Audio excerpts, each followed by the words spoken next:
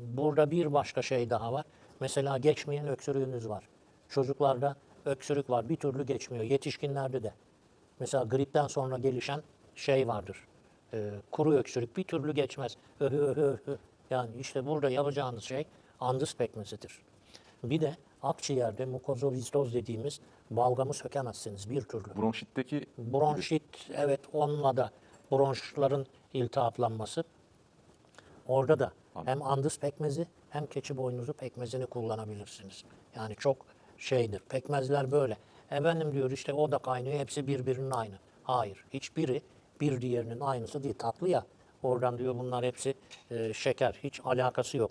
Siz onu doğru düzgün Anadolu insanının hazırladığı gibi hazırlayın. Hiçbiri bir diğerinin yerini dolduramaz. Sonra eskiden Osmanlı'da şeker yoktu ki.